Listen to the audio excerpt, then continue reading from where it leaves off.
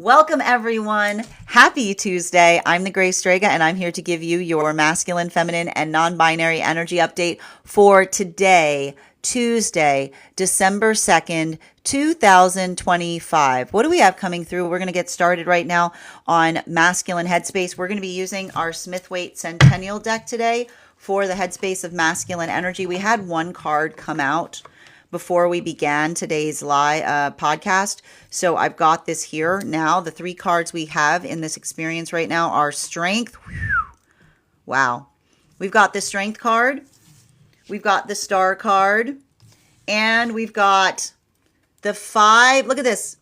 Five of Wands in its reversal. Man, we're just hitting the ground running right now for December, aren't we? I want to, let's talk a little bit about this right now. So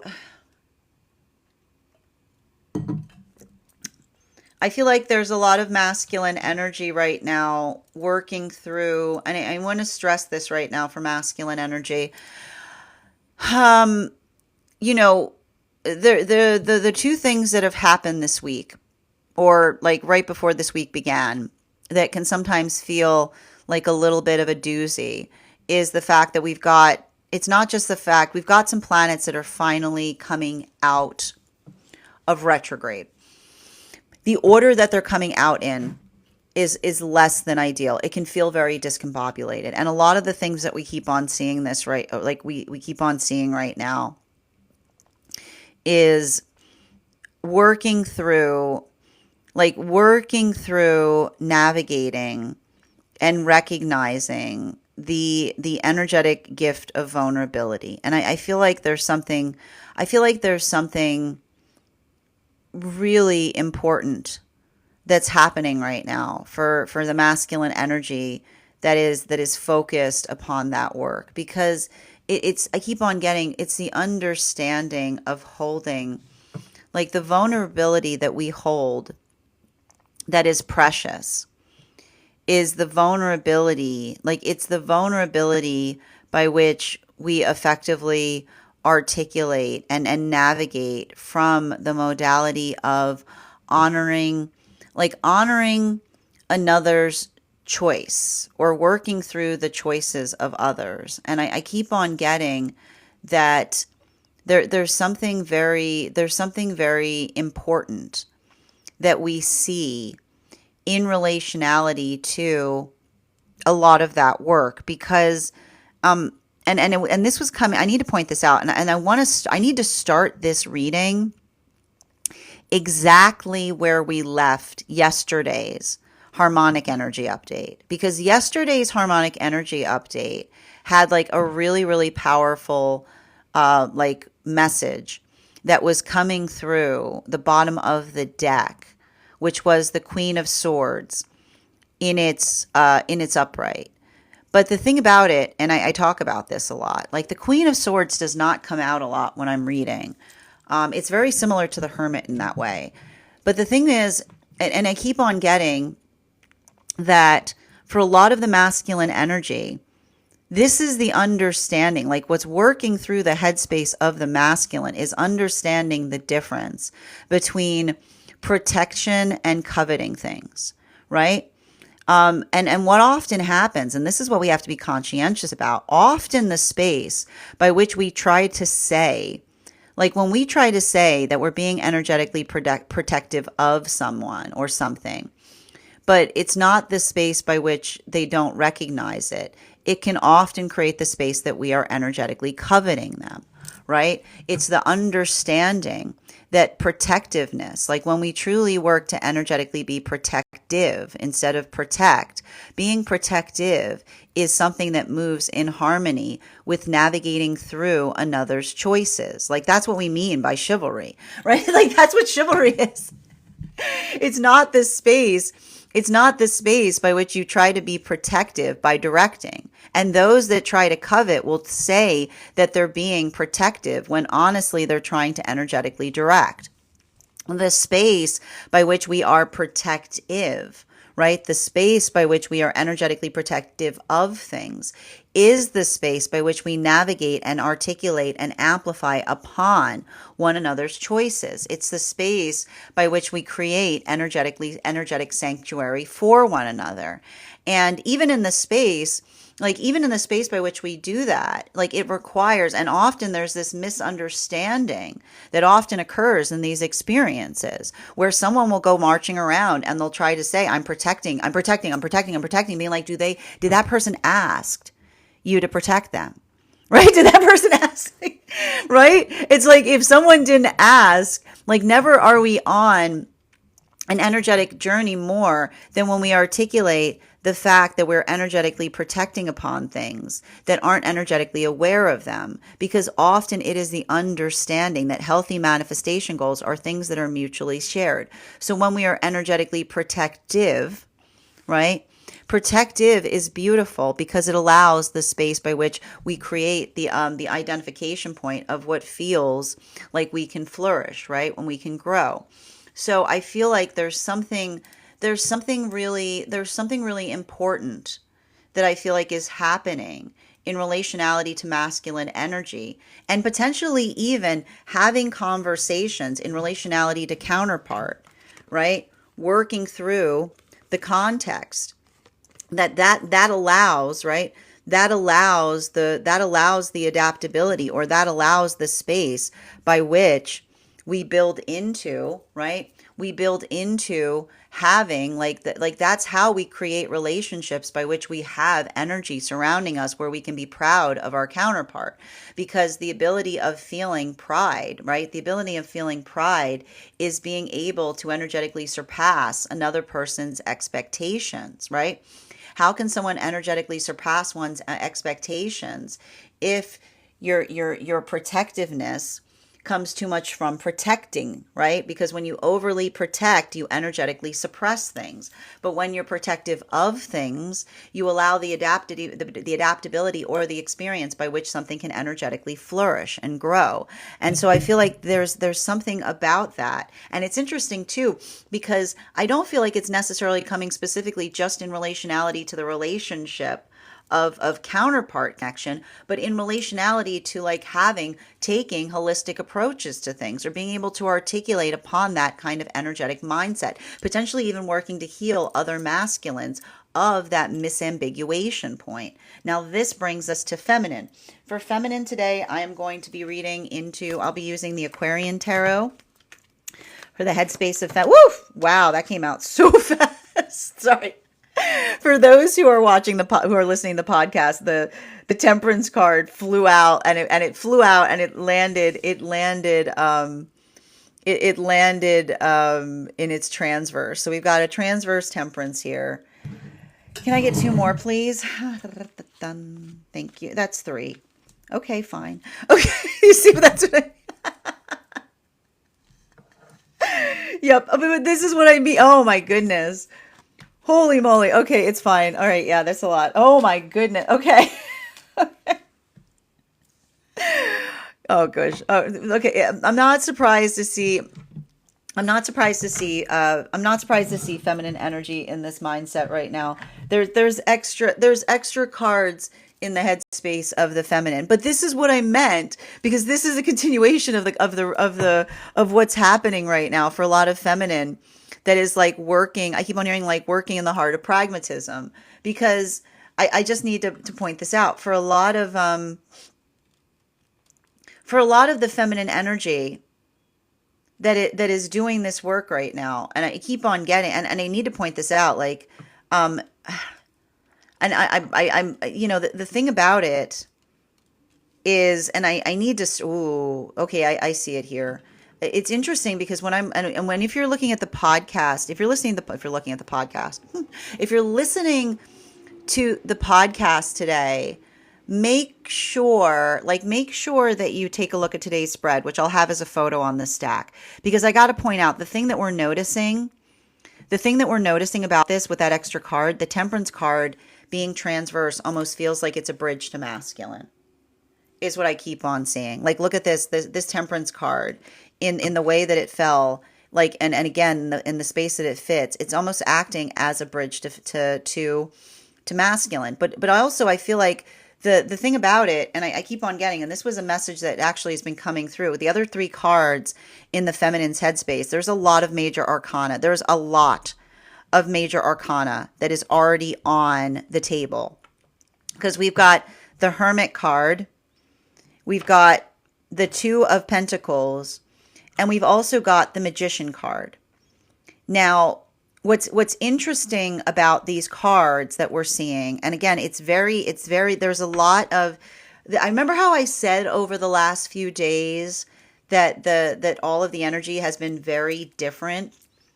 This is feeling much more unifying right now, because with the Hermit card, we've got two major arcana. Both of these, both the decks right now are reflecting each other, because we've got two major arcana out, and then we've got a reverse minor, right?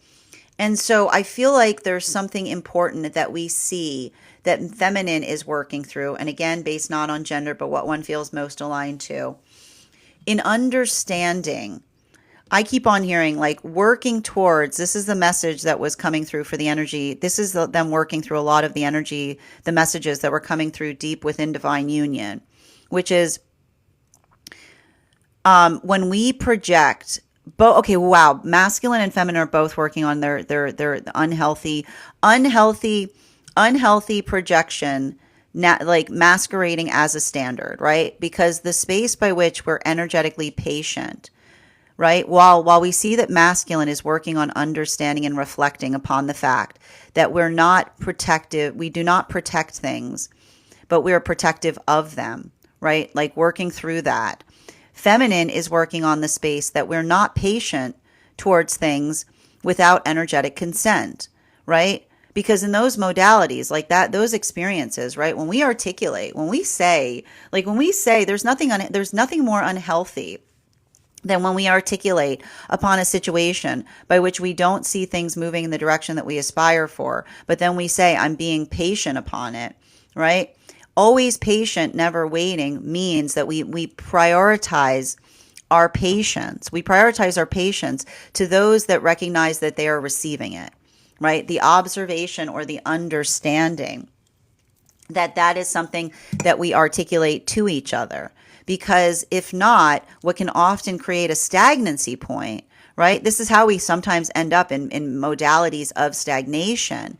Those experiences by which we say, oh, I'm being patient. And then somebody else is like, have you seen any indication of the fact that they want to change in that way? And someone being like, no, but I just need to be more patient with them. And being like, no, patience patience follows progress, right? And that's what's beautiful about patience, because the cool thing about patience is the more you see progress, the more patience you end up having. And there are those who believe, right? There are those who believe they have no patience because somebody's asking you to be patient, but they're showing no signs of energetic progress. It does a number on your own. It does a number on your own. It does a number on your own perception of patience. So the ability to, I keep on seeing that this is a lot of the feminine that is calibrating their patience, which is not to say that they don't have it, but they're remembering that patience is something that we give ourselves, right? And the patience we give ourselves is often beautiful, because the more patience we give ourselves, the more patience that we often expand to those around us. But also the space, like the articulation upon how we expound upon our patience being tested, right? The feeling by which we feel that when we introspect on those modalities by which we feel that our patience is being tested, but instead of allowing ourselves to get testy in that, to allow the observation of introspection in terms of what it is that we are aspiring to see, that can often create the space that we become the thing that we are looking for outside the self, because we become the embodiment of our patience made manifest. So I keep on seeing that for it's like, I feel like for a lot of the energy, like doing that work, it creates that, I keep on hearing it, like it creates a lot of that energy that kind of starts to, like, I keep on hearing, like, building into like confidence, right? So this is actually, it's interesting because it's a lot of the feminine energy, like working upon introspecting on patience, but really there's work that is happening there as it relates to actually working upon confidence. Now, continuing, let's get into the non-binary energy right now. We're going to be using, I feel inclined to use the Tarot of the Divine right now for non-binary energy headspace. 3 cards, please. Ooh. Ooh. Wow. Oh my gosh. Wow. Okay. We've got, okay, we've got Queen of Wands in its reversal. We've got the Moon card in its reversal, and we've also got the Queen of Cups in its reversal. So there isn't it's a lot of Queen energy. There's a lot of Queen energy right now in the non-binary headspace. But the thing about it is, and I keep on getting this, like the thing we keep on seeing with Queen of Wands and its reverse, like everything is in its reversal here. I don't mind seeing the Moon card in its reversal, but we got to talk a little bit about these queens. Yeah, that's what I see. We got to talk a little bit, and I keep on getting, it's working on having a reason to be energetically upset, right? Like that's effectively, like, I need to point this out, and I need to stress this, and I keep on hearing, it's actually, I feel like there's a lot of non-binary energy pointing out the difference between what it actually means to have a right to be upset about things, is what I keep on getting. And it's more of a combination of what we see that's happening across the frequencies. Because the right to be upset, you'll meet, everybody always feels like they have a right to be upset, is what I keep on, like everybody. But when we're conscientious about ourselves, we check the right to be upset against things, is what I keep on seeing, right? It's like they're navigating they're having audacity conversations with someone. That's audacity. Like where is the, it's like it's like trying to figure out where the audacity exists. And it's like, again, and I'm not surprised to see this, because when we've got, you know what it is, Venus. Yeah, this is Venus about to cross out of Scorpio into Sagittarius. And I like to point out that when Venus is transiting across like Scorpio into Sagittarius, can create a lot. Is it me? Like, is it me? It's like, or is it you? Like, it's a lot of that type of energy. But let's talk about that a little bit, because I feel like it has to do with relationship. And the funny thing is, I can almost see some energy that is going through, they're going through temperance right now, right? Masculine is really deep in those moon relationships, relationship energetic cycles right now. Feminine's working through the magician energy. And this is all of the energy that we saw that was coming up in the temperance relationships, which is the energy that says, you don't have a right, but I want your tea, which is what I keep on hearing they're saying too. But this is what's beautiful. And I like this. This is why I keep on seeing there's something that's happening right now for non-binary energy, talking about the beauty of having someone's confidence, right? Because when you have someone's confidence, it often creates a space by which you know that you don't have a right to be upset about something, but it feels nice to vent, is what I keep on. It feels nice. It feels nice to vent. It feels nice to kind of get it out sometimes, is what I keep on seeing. And I think that it's interesting, because I almost feel like there's something that happens.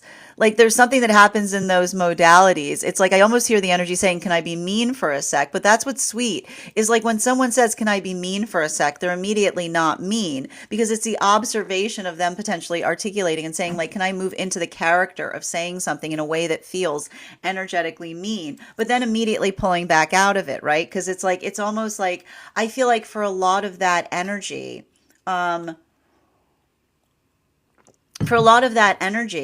like the thing about it is, like, I almost see the energy like working through the circumstances or situations by which they like, I keep on getting like working through the circumstances or situations by which they recognize or they feel something like in a very deep way, but finding a way. I keep on hearing like doing anything that one can to be able to effectively articulate or get one's feelings out, right?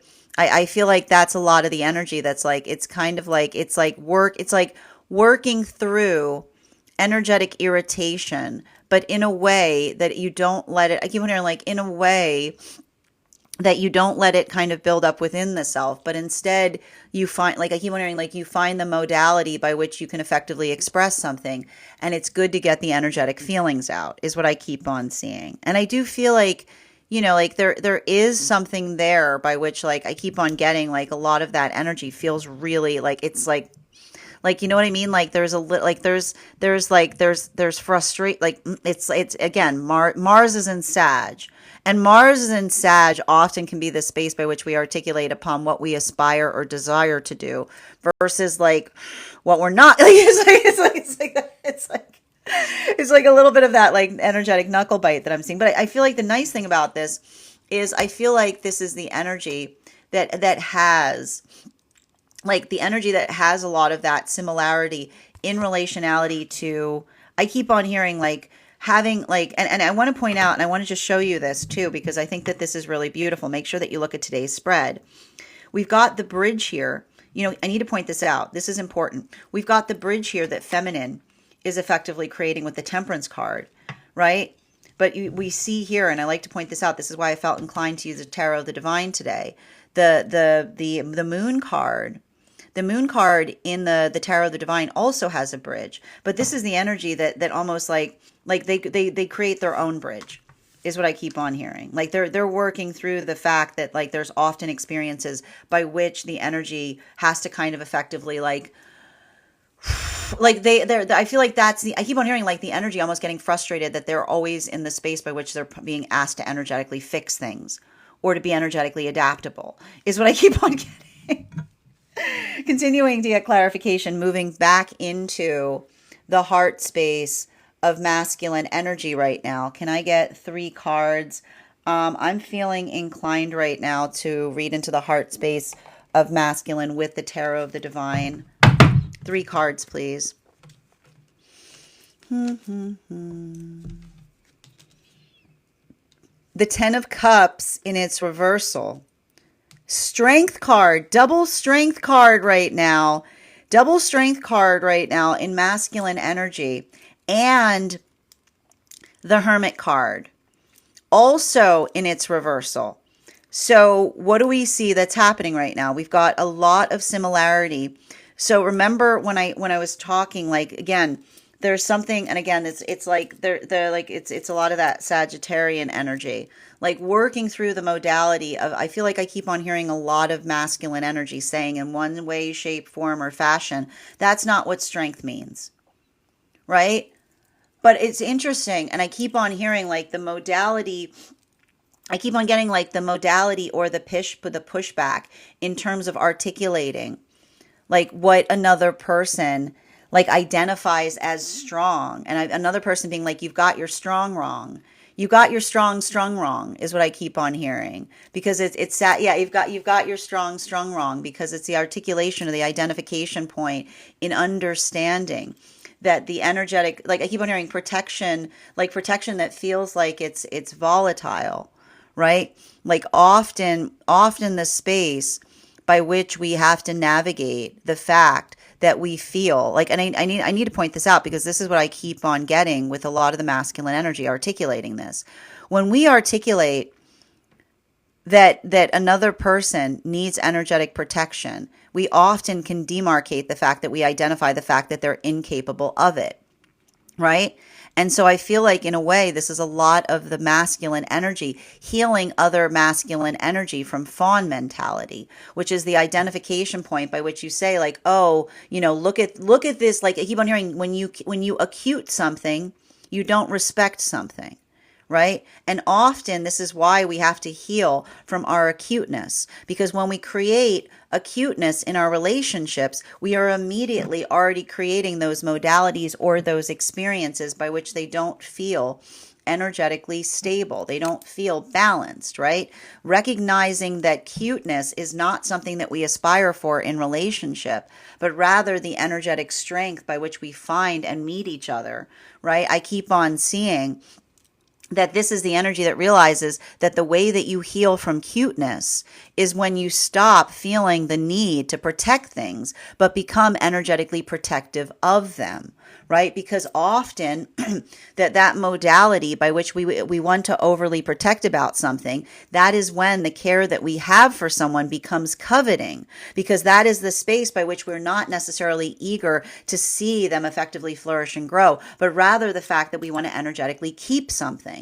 So those modalities or those experiences, like they can often, I keep on getting, like for a lot of the energy here, I keep on getting that it's like it's a conversation that there, and it's interesting because while I feel like it's important, because I feel like this is also fortifying a lot of the relationship that masculine is having in counterpart connection. I feel like this is a conversation that's happening across many different vectors of masculine experience. The observation, like almost I keep on hearing like moving away from love, feeling like it's some kind of hoarding game, right? Like it's like some kind, yeah, you know, like that's weird. But instead, the space by which I keep on getting, but instead, this space by which we navigate and recognize the energetic beauty that is all around us at every moment. And I feel like that is a lot of, like I keep on getting that's a lot of the energy, of the masculine, that the path, like I keep on hearing, like the path to joy is found through the vulnerability, right? The ability to express, the ability to feel and to hold the fear we have in relationality to what we hold dear is also what allows for the space or the context by which we rise up to meet it, right?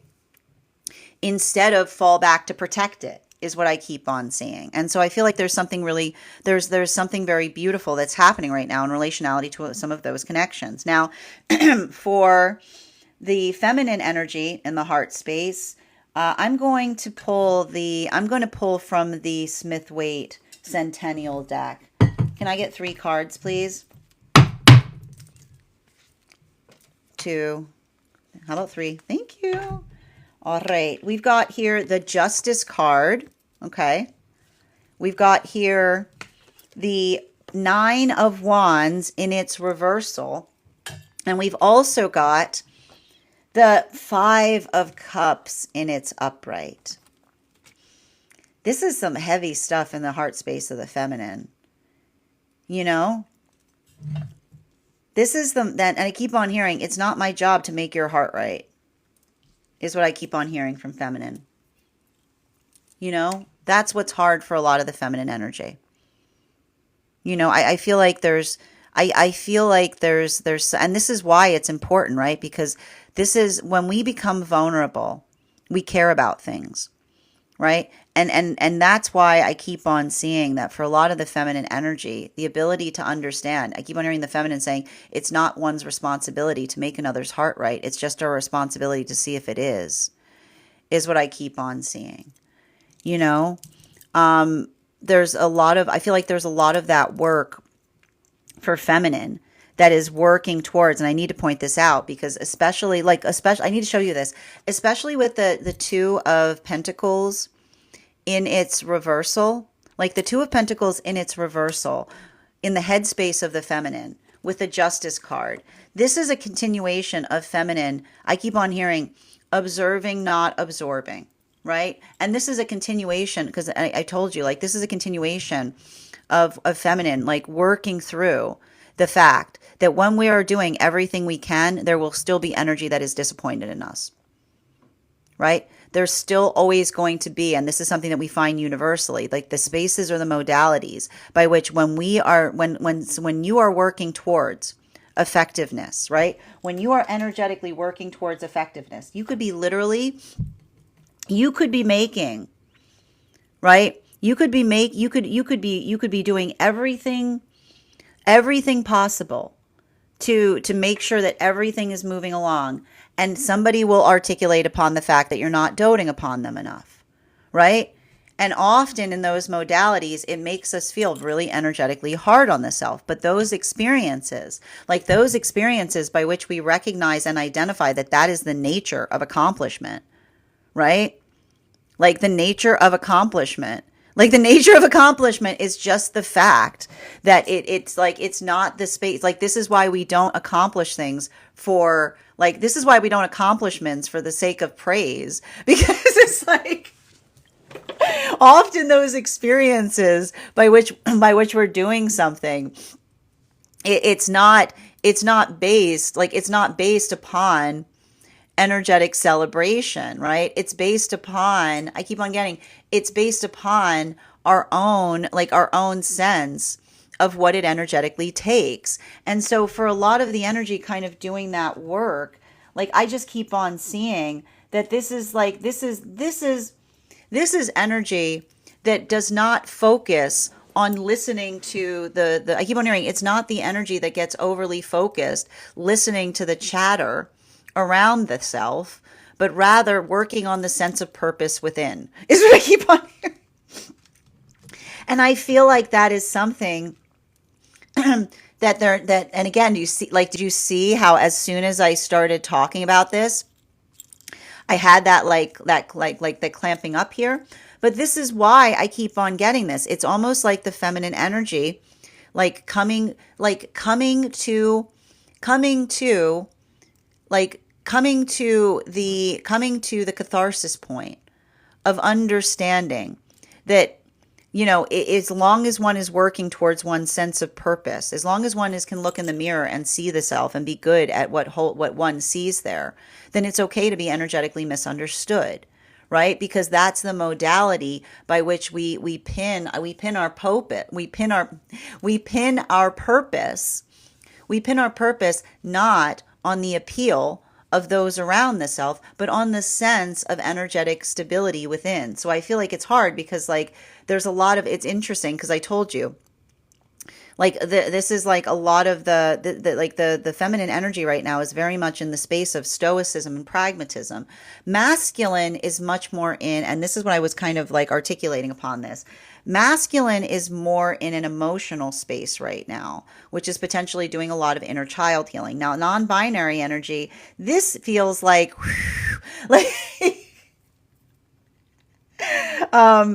this feels like a lot of clearing. I just keep on hearing I feel like there's a lot of auric clearing that's happening right now for non-binary energy. Can I get 3 cards? Heart space of non-binary energy. I'm going to be using the Aquarian Tarot, please. 3 cards. 2, 3. We've got the Knight. Wow, we've got the Knight of Pentacles, the Chariot card, and the Knight of Wands. This is so balanced. Wow. I'm sorry. I'm nerding out.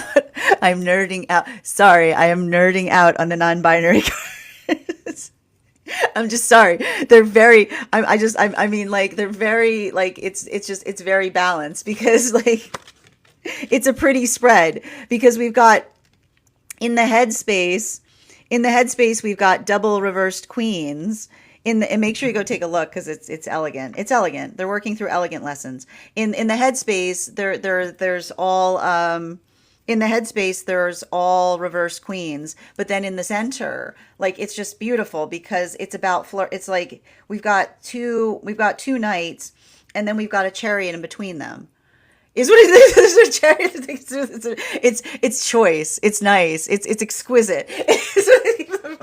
I'm sorry, I'm nerding out on it. And so the way I keep on, the thing I keep on getting is I keep on hearing the energy almost saying with the heart space, if we're going to be upset, at least put some flourish on it, is what I keep on seeing. You know what I mean? It's saying to me, it's giving, how do I describe this?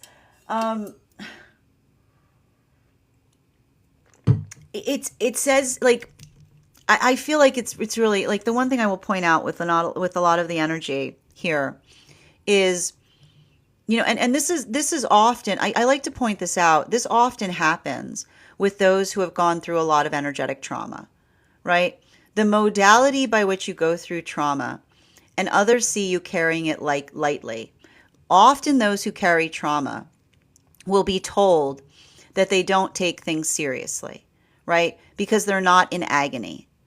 Okay. And the modality by which you understand that agony is carried in many different ways, and this space by which another person potentially says, "Oh, I'm bothered by it. Like it's awful. Like it's not like it's the space by which another person basically articulates and states the modality by which the way I keep on hearing they can like the way we choose to carry something that is always, no one can ever take that. That's why we talk about, that's what honor is, right? The ability to energetically carry something. Nobody can tell you how to carry things. Only you get to decide how to carry something.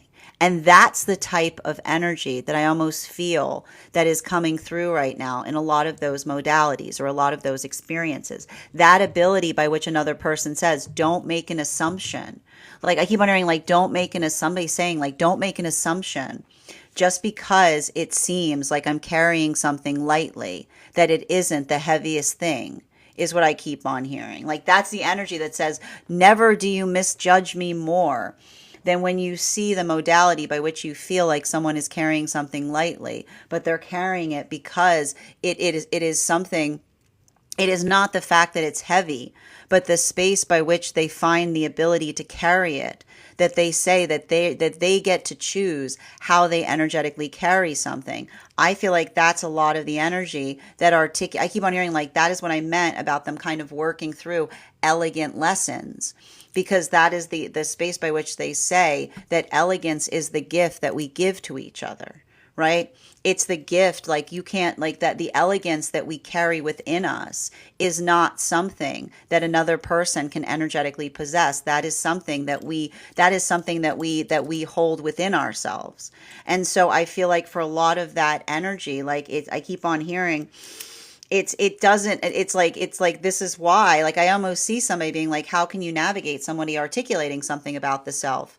And then I literally see the energy being like, well, if someone articulates something about the self that you know is not true, why on earth would you let it energetically affect you? Right? Like that's the energy saying, like, that speaks more towards another's projections than it has anything to do with what you does it I keep on hearing the energy being like, does it affect your heart space? Right?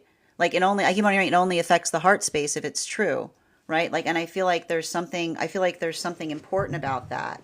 And I think that I feel like there's something important there too in relationality to the energy, like articulating to those they care about. Like I keep hearing like the full enormity of how much they care, you know? I keep on getting that there's something very important there. And I feel like there's like, and it almost does feel like there's a heart, like this feels very much like a heart opening. And I keep on getting, and I feel like a lot with that heart opening, like the thing with the heart opening is like, I always like to describe this like heart openings. Everyone's always like, oh, heart openings. Like heart openings are very difficult. It can feel often like the space by which we're just having to feel the necessity to open our heart more.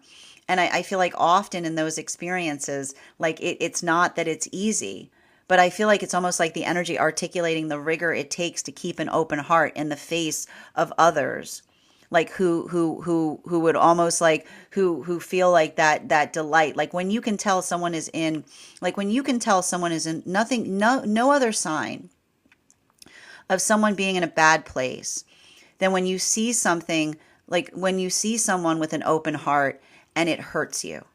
I keep on hearing, never are you in more danger, is what I keep on hearing. So for a lot of the energy kind of facilitating and recognizing or doing that work, like that conversation is what effectively, like I feel like that's what's like allowing for a lot of those expansion points, potentially through, like I keep on hearing, like both with counterpart, but also navigating circumstances around the self is what I keep on getting.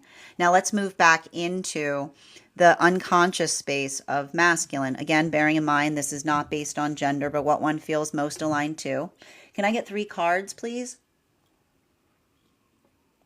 3 cards for masculine. We're going to be using the Aquarian Tarot for the unconscious of the masculine right now. 1, 2, 3. Thank you. We got the 2 of Swords in its reversal, the 10 of Wands in its reversal, and we got the 7 of Cups in its reversal. So the thing I'm kind of seeing in relationality to, like, the one thing I feel like I see here, especially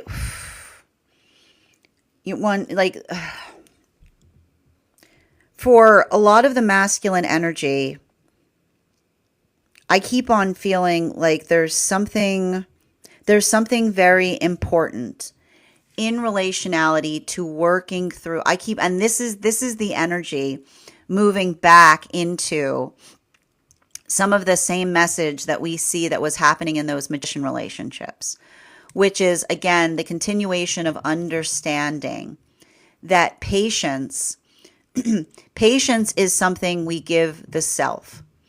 Patience is something we give the self, and we never project our patience onto things that do not recognize that we are holding them to them, right? Because that is like the thing about, and we talk a lot about this with the healing journey, patience is demarcated by progress, right? It's the observation of being able to recognize and identify what one is working to do better. It's the space by which, and I keep on hearing, like, often the thing with this type of energy right now, and I was kind of talking about this yesterday, is it's very discombobulated energy, right? When we go through energy like this, it's very easy to want to over internalize in relationality to our own shortcomings. When we exist in the space by which we love ourselves, there are no shortcomings, right? All shortcomings are a gift in disguise. All shortcomings are a gift in disguise because it's the modality by which we see something and we say, I wish I was better at that. Well, congratulations. Now you know where to apply the effort, right? It's the understanding that the ability to see one's own shortcomings is the greatest gift. Because as soon as you're energetically aware that you have one, and again, because you understand that a shortcoming is something that you create within the self, right? A shortcoming is literally the self turning to the self and saying, we should get better at that. You know what I mean? Like, we should get better at that. The moment that we can look at ourselves and say we can get better at that, our shortcomings become an honor to carry because it's the space by which we can articulate to others about it. And we don't rest on it, right? We don't rest on it, but we let others know that we're working upon it because that is the space by which our shortcomings become our blessings, because the modality by which we recognize and say to ourselves, like, instead of beating ourselves with our shortcomings, right? Being like, oh, I can never do this. I can never do that. I'm working on this. I'm working on that, right? Never yourself. Why would you ever never yourself? But instead, the ability to effectively articulate and say, that's something that I've been working on improving within myself, right? The way that we speak to ourselves that allow the possibility of understanding the limitation that becomes the springboard to something that is better. So I feel like and again, this has to do with the fact that I see that there's a lot of work that we're having right now in recognizing healthy language. So I keep on seeing that a lot of the energy of the masculine says, if I want to look at the world better, I need to start talking to myself more compassionately, right? It starts with holding. And again, what happens when we look at ourselves in the mirror and say, you're never this, you're never that? I need to point this out, masculine. The higher self never talks to us in the you form. The higher self never talks to us in the you form. So when you say to yourself, you, who told you that? And when you start to catch yourself with that, when you start to catch yourself every time you say you, and you hear the higher self say, who told you that? Then it can start to energetically change things, because it's the difference between what we were told about ourselves versus who we can energetically become.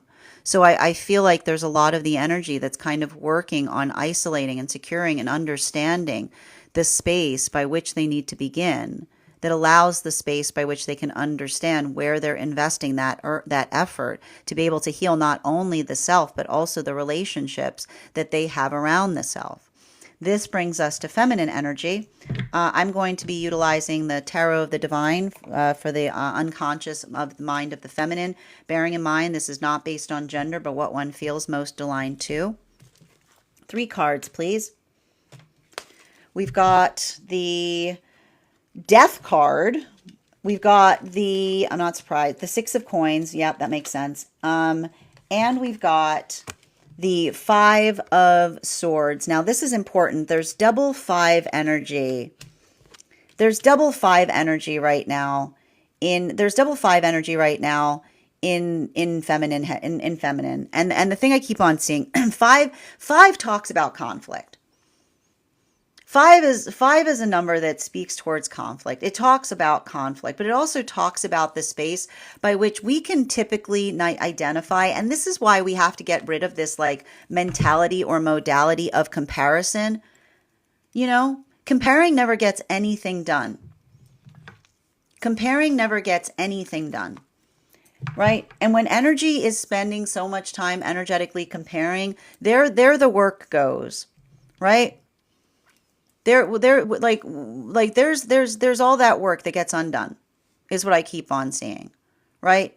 Like when we get into the modality of comparing, everything becomes energetically undone. But when we work towards, when we identify and recognize and we find our uniqueness, we stop comparing ourselves to each other. Why would you compare yourself to somebody? Why would you compare yourself? You are unique. You are here for a reason. You are an energetic gift to the world.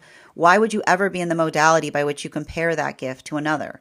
So I keep on seeing that modality or that experience of feminine, like, look, releasing, right? Releasing the energetic feeling of having to compare the self, right? But instead, what if, I keep on hearing, what if instead of comparing the self, you prepare the self?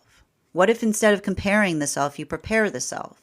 So the modality or the experience by which we don't get upset, but we see something and we get inspired by it, right? Like something that effectively creates that space in us that we say like, oh, like what, like it almost like I keep on hearing like the like allowing the space, like comparison kills inspiration.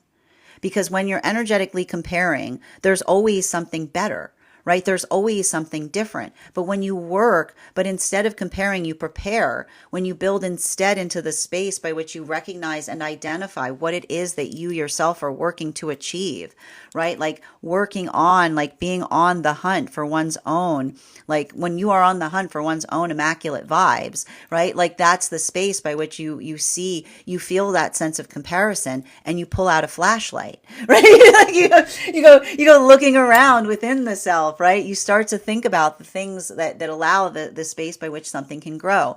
And I feel like this is important right now for feminine relationship, because for feminine relationship, I feel like there's a lot of like I keep on hearing like this is also the feminine working on their own, right? Because I keep on seeing that the feeling of being energetically compared is often the articulation of the vulnerability in disguise, right? Like the vulnerability that we often experience that doesn't allow for the space of recognizing the prize that we are.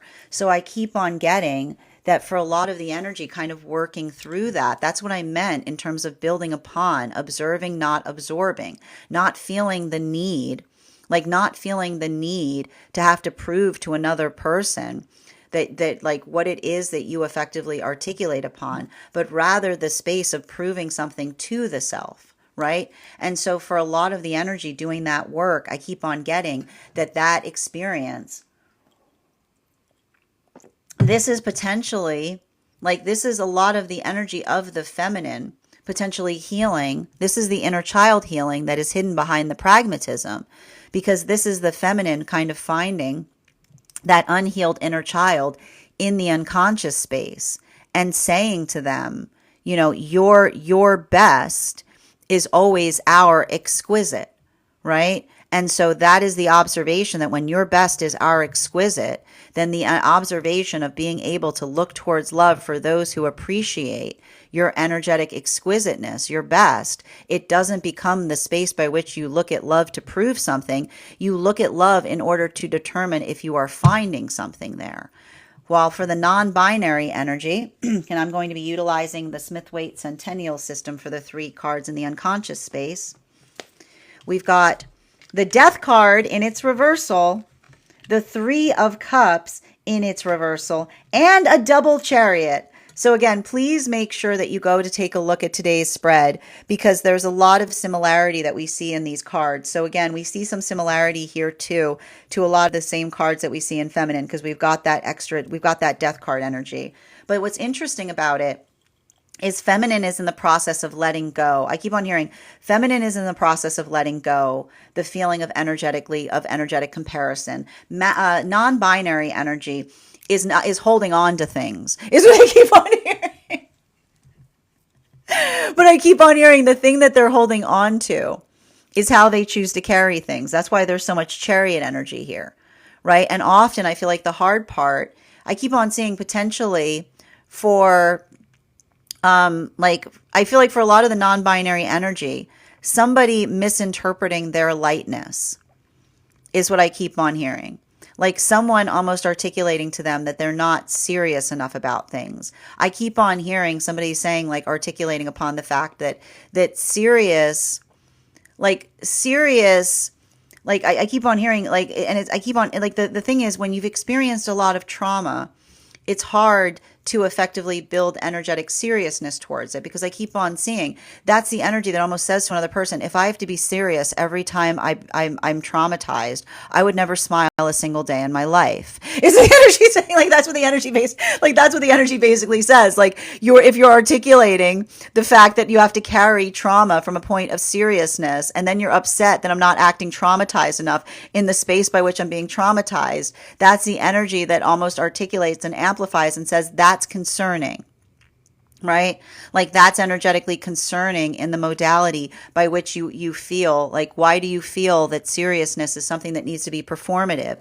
It's something that we feel within the self. It's something that we carry. I keep on getting, it's something that we energetically carry within. And I keep on hearing, like, I feel like it's interesting because I almost feel like the energy itself is highly attenuated to notice when somebody, I keep on hearing the energy say, sometimes the happiest person you know has the heaviest heart you've ever witnessed, right?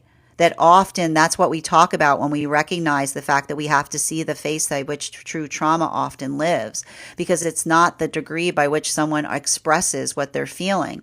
It's the energy that is very good. I almost feel like the energy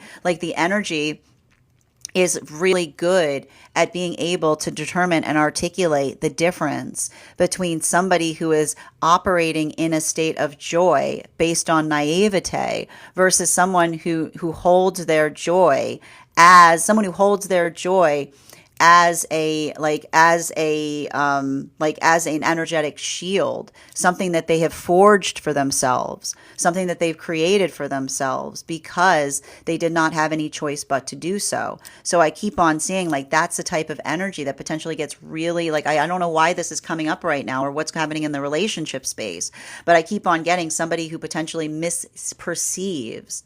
Like, I keep on hearing somebody who misperceives our joy as naivete, but not recognizing the space by which we choose to energetically carry something. I keep on hearing this is why they appreciate counterpart, because and this is what I mean about the space of them not wanting to feel the need to explain themselves, but the observation by which they're able to understand, like the ability of being able to know someone deeply beyond, I keep wondering, beyond how they articulate something versus how they're energetically carrying it.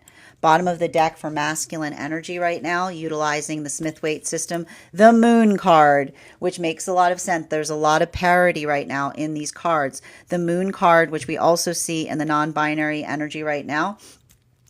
This is a lot of the masculine energy. Like, this is what we talk about with shadow work, right? We go towards our fear with a flashlight. Because again, and it's not the space, I keep on hearing, it's not the space by which no two fears are alike, right? Something that is healthy to be afraid of is something that is easy to communicate upon why we're energetically afraid of it, right? And again, typically the ability to articulate upon our fears is a sign of strength, right? Never are you in more danger than someone who tells you that they're not afraid of anything. Like, like that, never are you in more danger with someone who says to you that they're not afraid of anything, because that is the sound of someone avoiding things.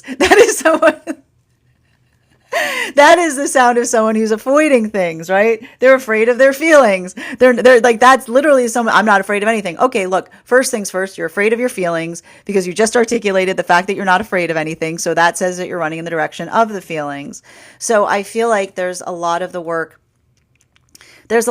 of masculine to build into the ability to talk towards feelings. And I said it's hard, right? Because the thing is, the body's real bad at that. The body is real bad at telling the difference between the feelings, like the feelings of being actually like attacked versus feeling emotionally attacked. And the problem is they sometimes bring the same feelings up. So that's why it's good to work through that, because the more you do it, the better you get attenuated to it. And you're able to sort through the difference between the healthy feeling, the healthy vulnerability that triggers reactivity. We need a word for it. Versus the unhealthy that often pops up because it feels like we're in mortal danger. But really, our heart's just going, help, help me. Help me, I've got feelings. Continuing to get clarification, bottom of the deck for feminine right now. We're going to be using the Aquarian Tarot. We've got the World card. It's like the feminine.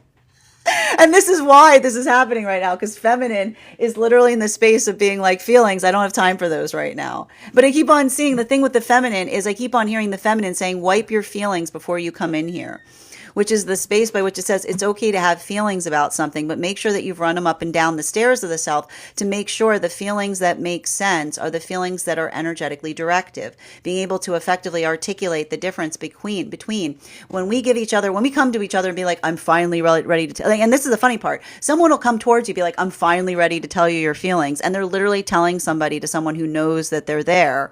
They've known the whole time. Someone is just like, I'm finally ready to admit the things that I've been projecting onto you this entire time. And that's why it doesn't feel like a celebration moment often when someone who's been putting us through the ringer shows up and goes, I'm ready to tell you about my feelings. And someone being like, I don't need you to tell me about your feelings. I've got a treatise on your feelings. Everything I've been experiencing with you has been the feelings. Your feelings have been here the whole time. You're just finally arriving at the space by which you're willing to admit that they exist. So that's why we see that a lot of the feminine energy is in that space that says it's not enough to talk about feelings. Feelings don't fix things. They often make things harder. But the ability to identify what the feelings are asking for, now we're energetically getting somewhere. It's a two-part system. First, you feel the feelings, and then you check what the feelings are asking for to make sure it's an inside problem versus an outside problem. This brings us to non-binary energy. Bottom of the deck, we've got the Hierophant. And this is a continuation of the non-binary energy, feeling exhausted, absolutely exhausted, and feeling the need to have to explain themselves. And I keep on seeing a lot of the space. Like, I feel like it's interesting because I need to point this out. Everybody in the energetic frequencies want to explain, except non-binary energy that's like exhausted from the need to feel like one has to constantly explain upon something. Again, this is a lot of the same work that we see between the conversation between the ubiquitous versus the ephemeral. The ability to effectively articulate or identify or ideate upon something. I keep on seeing, like, for a lot of the energy, like, and I keep on, and I feel like it's hard because I almost feel like I'm like feeling into the, like, I feel like there's a lot of the energy that feels like, I keep on hearing the song, like, Open Your Heart to Me, that comes towards the non-binary energy. And energy of feminine, and like the energy of the non-binary energy effectively articulating to energy around them and being like, the ability of, like, I keep on hearing, like, sorting through. You can't force an energetic heart opening, right? That is something I keep on hearing, like, that is the energy that says or articulates that their vulnerability is a gift, right? It's the vulnerability is a gift. And the vulnerability is something that often, like the more, and that's the funny thing about gifts, right? The more that one demands that they want a gift, the less one feels inclined that another person is energetically ready to receive it. Because often the space by which another person is stomping their feet and demanding and saying, why aren't you being vulnerable to me? Another person's like, exhibit A. Like, you know what I mean? Like, it's exhibit, but yeah, like it's the space by which you can't force vulnerability into things. It's organic. It's organic. Vulnerability is free range. It's like you can't you can't be like it's like understanding. Often when another person says like, why won't you be more vulnerable to me, it's like the space of another person being like, have you made me feel safe? Have you made me feel safe? And this is the work that we do to effectively energetically calibrate for safety. Like there's never, I keep on hearing the energy saying there's never, nothing is more absurd than to say to someone, you're not being vulnerable to me, is what I keep on hearing. And that's why even in the space by which another person gets, like, I keep on hearing like the space by which another person like navigates that with the sense of like I keep on hearing like the space by which they try to navigate it with a sense of deep irony, because it's the space by which somebody could say, as if I could, as if one didn't desire to, right? As if it was that easy, is what I keep on seeing. That is where we find all of the energy. This is our daily. That is our daily collective read for today. I want to thank you guys so much for being here and receiving it. Just a reminder, if you would like to book a private reading with me, it is a 2-step process. You have to book the reading, you have to pay for the reading. Please make sure you do both if you'd like to have that reading. Most importantly, please remember that I will never, ever, ever, ever, ever, ever, ever, ever, ever, ever, ever, ever, ever reach out to you for a private reading. I will never DM you. I will never PM you. I will never slide into your DMs and tell you that I have a very important message that only I can deliver. The only way you can book a reading with me is if you book one on my site. So I would encourage you to do it there. A couple of updates before we move into personal readings today. First and foremost, thank you to everyone who who was a part of our recent tarot class. We are going to be continuing our tarot studies on Thursday, December 18th. At 6 p.m. PST, 9 p.m. Eastern. We are going to be continuing our studies into the tarot with a focus on the Judgment card. If you would like to become part of that tarot class program, all you need to do is head on over to my stack and become a paid subscriber. Your paid subscription to my stack is your ticket of entry into our live classes each and every month. You will also, as a monthly subscriber, have access to over 9 hours worth of material in the Tarot Church Library Class Archive. Now, it's not necessary to catch up. I'll be doing my best to give you an update on everything we've experienced prior to, or everything we've studied prior to the next class beginning. But it's a lovely time to join because you've got a few weeks before that class occurs if you want to catch up. You'll also have access to a one-on-one chat with me and the other students to ask any questions that you may have in relation to anything we've learned and studied thus far. And if you become a founding member to my stack, not only will you receive a discount on the full year's worth of classes, you'll also have access to over 20 hours worth of material in the Tarot Church Library Class Archive. And you'll also have access to a complimentary one-on-one mentorship class with me, where I will meet with you personally to assess where you are on your personal tarot journey and give you the best insights in terms of how to utilize those classes to the best of your advantage, moving towards your tarot goals going forward. One of the things I tried to do in these classes was make them accessible to the absolute novice tarot reader as well as the seasoned reader. There's definitely something there for everyone. Don't let your lack of experience or your robust experience prevent you from joining us in these classes. And even if you don't become a paid subscriber to my stack, I would encourage you to follow me there to stay up to date on any new offerings or services. I also post my weekly newsletter there, which will let you know about my in-person events as well as my online live schedule. You'll also have updates as well. I also want to let you guys know and invite you to a very special retreat that we are going to be having in August, where we will be studying the tarot in the cradle where tarot was first originally discovered. We will be taking that journey through Florence, Tuscany, and Rome, and you can find out more information about that retreat over on my stack as well. I also want to let you guys know that on top of my standard life path readings, I also offer mentorship classes. These are for any of my students seeking a more personalized educational experience with me. I take a very limited number of students for this reason, as those classes are focused on each individual's personal spiritual goals and journey work. Those classes can be purchased on an individual level or as a monthly class series, weekly or bi-weekly, as your schedule permits, so that you can stay more consistent on your personal journey. I'm also very happy to now offer dream interpretation readings, which can be purchased per dream or as a series. If you purchase the series, I would encourage you to start to keep a dream journal, as we will meet weekly or bi-weekly with that journal and utilize the tarot to understand the key themes and messages coming towards you in the dream space. I want to thank you guys so much for being here today and sharing in these messages, and we will do this again.